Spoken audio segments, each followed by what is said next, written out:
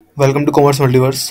हम करें अपना कॉस्ट अकाउंटिंग का सब्जेक्ट, जिसमें हम करें अपना material control and accounting. Material control उसका एडवांटेज वगैरह हमने आपके देख लिया। इससे पहले हमने परचेजिंग की वीडियो बना ली। इससे पहले आपकी ये वीडियो हम देखेंगे आपको स्टोरेज ऑफ मटेरियल। तो स्टोरेज ऑफ मटेरियल का सिंपल मतलब क्या होगा कि जो भी आपने मटेरियल परचेज किया है ना, अब उसे हमें स्टोर करके रखना है। ठीक है, जो हमारे वेयर हाउस होते हैं, स्टोरेजेस होते हैं, वहाँ पर हमें अपना ये मटेरियल किस तरह से ऑर्गेनाइज करेंगे, है ना। मटेरियल मतलब इन्वेंट्री पूरी आपकी हो गई, है ना। कैसे एफिशिएंट फ्लो ऑफ मटेरियल हो, ये सब हम अपना देखेंगे।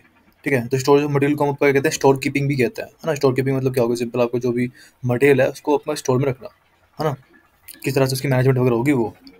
तो स्टोरेज मटेरियल के अंदर या स्टोर कीपिंग के अंदर आपको क्या क्या आता है, मैनेजिंग ऑफ इन्वेंट्री लेवल्स। ठीक है, आपके अलग अलग लेवल्स होते हैं, है ना। हम देखेंगे आगे आपके इन्वेंट्री मैनेजमेंट के अंदर देखेंगे कि आपके मिनिमम लेवल होते हैं, मैक्सिमम लेवल होते हैं, हाँ, रीऑर्डरिंग लेवल होते हैं, तो इनको मैनेज करना। ठीक है, ऑर्गेनाइजिंग स्टोरेज एरिया, जो स्टोरेज एरिया को ठीक तरीके से ऑर्गेनाइज करना कि हर मटेरियल अपनी जगह पर हो। ठीक है, इजीली हम उस तक पहुंच पाएँ, इजीली हमें वो टाइम पर मिल पाए, ताकि प्रोडक्शन में किसी तरह की डिले ना हो। और इंश्योरिंग करेंगे हम फ्लो मटेरियल, ठीक है, एफिशिएंट फ्लो ऑफ मटेरियल, ताकि इजीली वो उसका फ्लो जो हो एक बिना टाइम डिले के हो पाए। तो स्टोर कीपर क्या करता है, ये ऑब्वियसली बात है, कोई स्टोर कीपर, इसके लिए एक स्टोर कीपर अलग से रखा जाता है, जो क्या करेगा, जिसके पास टेक्निकल नॉलेज होनी चाहिए या एक्सपीरियंस होना चाहिए उससे, है ना। ये जो स्टोर रूटीन का पूरा जो प्रोसेस होता है, स्टोर कीपिंग का जो पूरा उसका काम है, जो एक्टिविटीज़ हैं, वो सारी का उसको टेक्निकल नॉलेज और एक्सपीरियंस होना चाहिए, तभी वो एफिशिएंट तरीके से स्टोर कीपिंग का काम कर पाएगा। अब जो एक एफिशिएंट सिस्टम होता है स्टोर कीपिंग का, उसके अंदर आपको क्या क्या इन्वॉल्व होता है। ठीक है, पहला आपका होता है इंश्योर एडुकेट इन्वेंटरी लेवल्स, है ना। जैसे मैंने बताया आपको, मिनिमम, मैक्सिमम, रीऑर्डरिंग लेवल आपके होते हैं, तो उनको मेंटेन रखना, है ना। एक ऑप्टिमम लेवल आपका मेंटेन रखना है इन्वेंट्री का। ठीक है, ताकि जो भी डिमांड है, ठीक है, उसको ना तो ओवर स्टॉक हो ना अंडर स्टॉक हो। ठीक है, ना तो आपको मैक्सिमम लेवल से ज़्यादा रखना है, ना मिनिमम लेवल से कम रखना है। आपको एक ठीक ठाक लेवल पर रखना है, जिससे ना तो स्टॉक मेरा ओवर स्टॉक हो, है ना ही अंडर स्टॉक हो। ठीक है, वरना इससे क्या हो सकता है, अगर ओवर स्टॉक है, काफ़ी ज़्यादा है, तो मेरे फंड्स ब्लॉक हो जाएंगे। वो पैसे जो मैंने एक्स्ट्रा मटेरियल में लगाए हुए हैं, वो मैं कहीं और अपना यूज़ कर सकता हूँ। और अगर अंडर स्टॉक है, तो मेरे प्रोडक्शन में डिले आ सकती है ना। Ensure accurate records. ठीक है, जो भी मेरे पास कितने मटेरियल अवेलेबल है ना, कब मटेरियल रिसीव हुआ, कब मैंने इशू करा।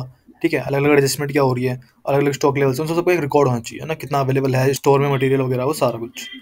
Optimise storage space. ठीक है, मुझे ये करना है, जो मेरे पास स्टोरेज स्पेस है, ठीक है, मुझे उसे क्या करना है, उसकी ऑप्टिमम यूज़ करना है उसका मुझे। ठीक है, ज़्यादा ज़्यादा स्पेस मुझे मिल पाए और ईजी एक्सेस जो मटेरियल तक मेरा हो पाए।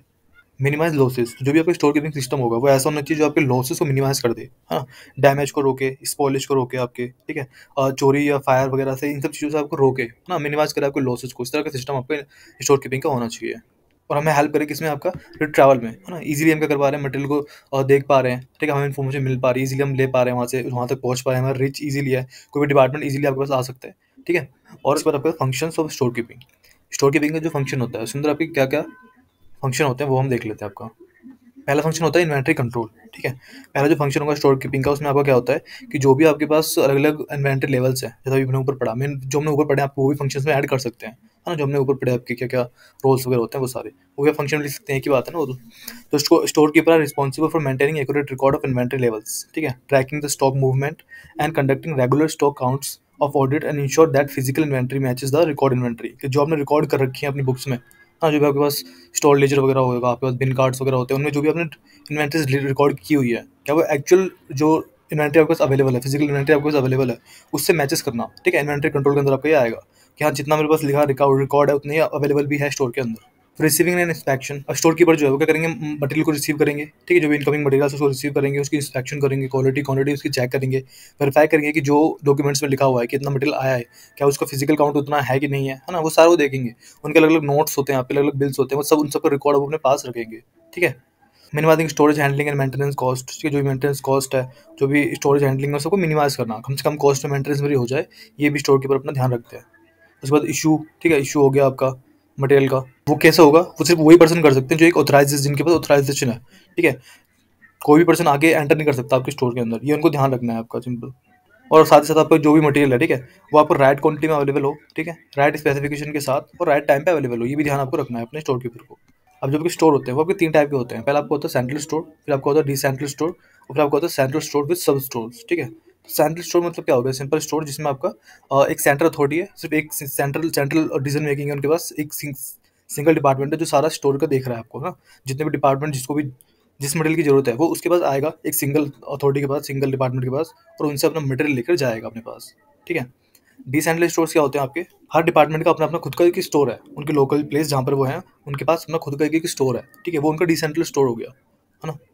सेंट्रल स्टोर सब स्टोर क्या होता है आपका? तो जैसे अगर मैं सेंट्रल स्टोर की बात करूँ आपका, सेंट्रल सेंट्रल स्टोर मतलब एक सिंगल अथॉरिटी हो गई, एक सिंगल डिपार्टमेंट हो गया स्टोर के लिए, ठीक है? तो बाकी डिपार्टमेंट को उनके पास आना पड़ेगा, ठीक है? वो उनके पास आएँगे अपनी रिक्वेजिशन लेकर, मटेरियल रिक्वेजिशन लेकर के हमें ये मटेरियल चाहिए आपका।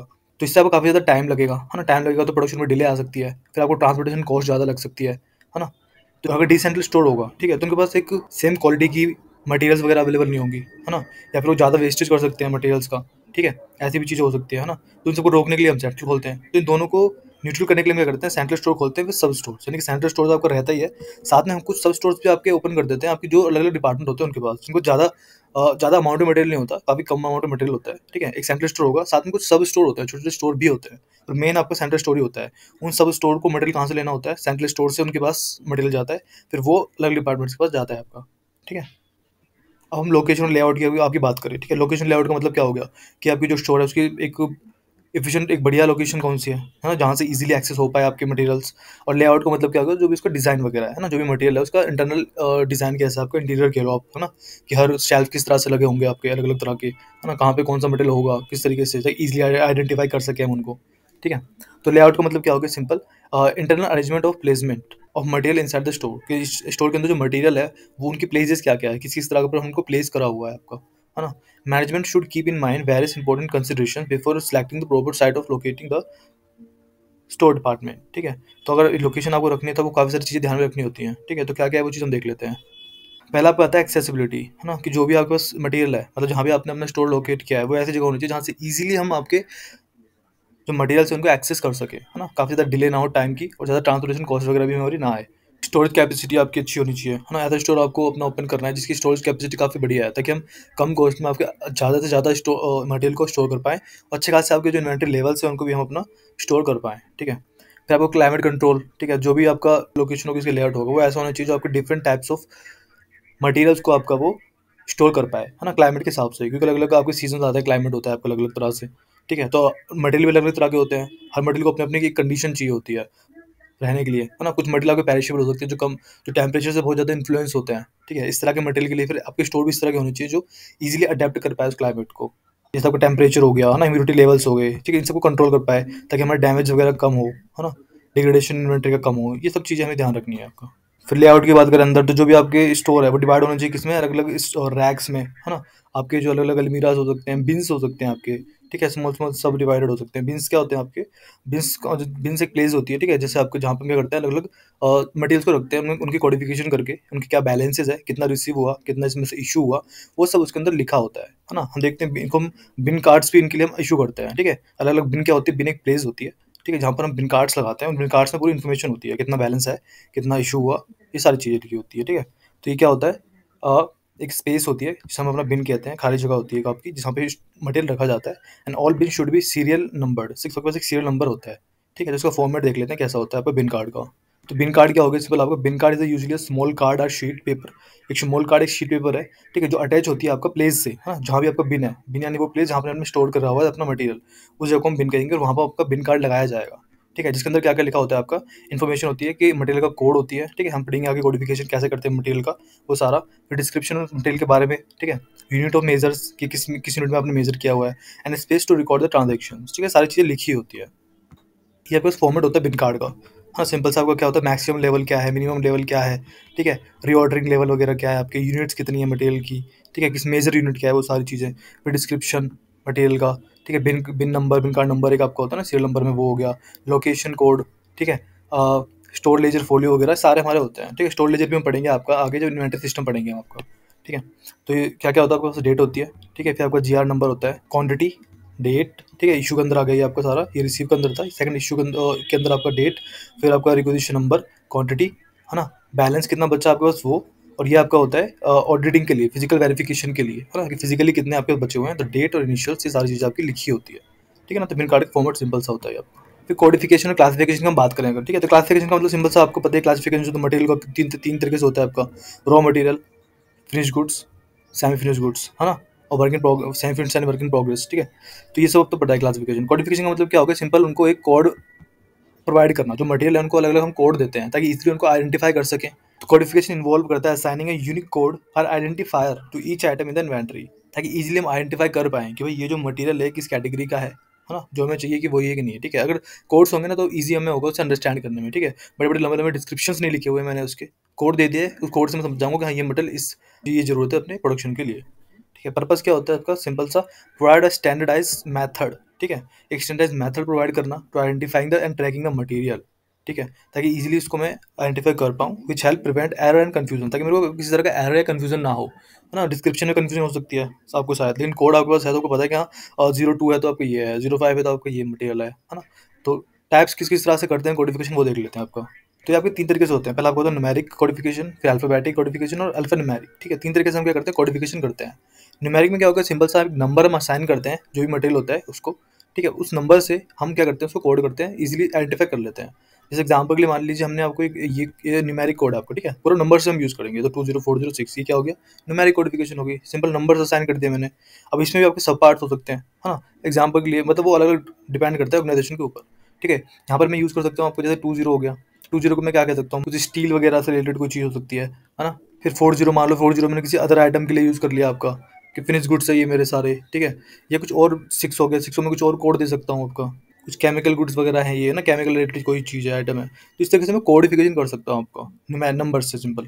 अल्फाबेटिक में क्या होगा, अल्फाबेटिक में सिंपल आपके पास लेटर्स का मैं यूज़ करता हूँ, नंबर्स का यूज़ करता हूँ, लेटर्स का यूज़ करता हूँ। जैसे फिनिश गुड्स के लिए मैं एफजी लिख सकता हूँ, ठीक है? स्टील आइटम्स के लिए मैं एसआई लिख सकता हूँ, ठीक है? वर्क इन प्रोग्रेस के लिए मैं आपका डब्ल्यूआईपी लिख सकता हूँ, और भी काफ़ी काफ़ी सारी चीज़ें आपकी हो सकती है ना। रॉ मटेरियल के लिए मैं आरएम लिख सकता हूँ, ये सिंपल से होते हैं, आप और तरीके से कोडिफिकेशन कर सकते हैं अपना ईजी अंडरस्टैंडिंग के लिए। फिर अल्फान्यूमेरिक आपका सिंपल सा होता है, यहाँ पे क्या कर रहे हैं आप, लेटर्स और नंबर्स दोनों का यूज़ कर रहे हैं साथ में, है ना? जैसे यहाँ नीचे लिखा हुआ है, जब मैंने कहा आपका 20 और 0 आपका हो गया, कुछ आपने अज्यूम किया था कि हाँ ये मेरा रॉ मटेरियल होगा, ठीक है? एफजी मेरा फिनिश गुड्स हो सकता है, ठीक है? ऐसा कुछ हो सकता है, मतलब अलग तरीके से मान लीजिए 20 क्या हो गया, कुछ स्टील से रिलेटेड कोई चीज़ होगी, है ना? 20 आपने स्टील से रिलेटेड कोई चीज़ मान ली, और एफजी आपने मान लिया इसको फिनिश गुड्स मान लिया, ठीक है? स्टील की कोई चीज़ जो आपकी फिनिश हो चुकी है और वो किसी चीज़ से रिलेटेड है, केमिकल वगैरह से रिलेटेड है, 6 को मैंने केमिकल मान लिया। तो इस तरीके से कोडिफिकेशन कर सकते हैं, इजीली अंडरस्टैंड कर सकते हो कि हाँ यार ये फिनिश गुड्स है और ये स्टील से रिलेटेड है और इसमें कुछ आपका केमिकल्स वगैरह यूज़ हुए हैं, ये इस तरह की चीज़ें। हाँ, डिपेंड करता है आपकी जो ऑर्गेनाइजेशन है वो किस तरह से कोडिफिकेशन करती है। फिर इसके बाद आपका आता है इशू ऑफ मटेरियल्स, है ना? कि जो मटेरियल्स है वो इशू, जो आपकी इशू होंगी वो कैसे इशू होगी, या किसी को भी हम इशू कर सकते हैं। आप किसी को भी, जो स्टोर कीपर होगा वो किसी को भी इशू नहीं कर सकता, ठीक है?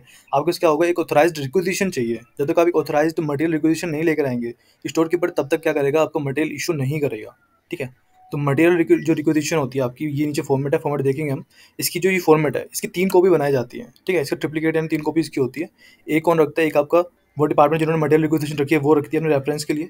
2 कॉपीज़ जाती है आपके पास स्टोर कीपर के पास, उसमें से 1 कॉपी स्टोर कीपर अपने पास रखता है ना, फर्दर एंट्रीज़ के लिए, और 1 कॉपी जाती है आपके पास जो आपका अकाउंटिंग, कॉस्ट अकाउंटिंग वाला डिपार्टमेंट होता है वहाँ पे, ठीक है? अकाउंटिंग पर्पज़ के लिए।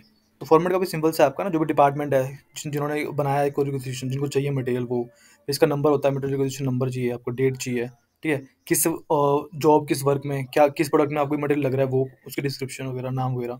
फिर सीरियल नंबर हो गया आपका, कोड नंबर हो गया मटेरियल का, जैसे हमने ऊपर पढ़ा अभी कोडिफिकेशन में, तो आप कोड होगा एक, वो कोड हम डालेंगे यहाँ पे। डिस्क्रिप्शन हो सकता है, ठीक है? कितनी क्वांटिटी आपको रिक्वायर्ड है वो, ठीक है? फिर जो स्टोर डिपार्टमेंट है वो वहाँ पे अपना नंबर वगैरह लिखेगा, बिन कार्ड कौन सा बिन नंबर हमने यूज़ किया, ठीक है? बैलेंस क्या बचा आफ्टर द बिन कार्ड, मतलब इशू करने के बाद क्या बैलेंस बचा है आपका वो, ठीक है? फिर आपका कॉस्ट डिपार्टमेंट का ये वाला पार्ट होता है आपका, है ना? स्टोर लीजर में आपकी कहाँ पे एंट्री हो रही है, नंबर वगैरह, क्या रेट है और अमाउंट है, ये सारा कॉस्ट का डिपार्टमेंट के लिए वाली इन्फॉर्मेशन आपकी होती है, ठीक है? फिर आपको ऑथराइज साइन वगैरह, स्टोर कीपर का साइन चाहिए यहाँ पे, रिसीव किसने किया मटेरियल आपका, वो चेक किसने किया, ठीक है? ये सारी चीज़ें, ये एक फॉर्मेट सिंपल सा होता है।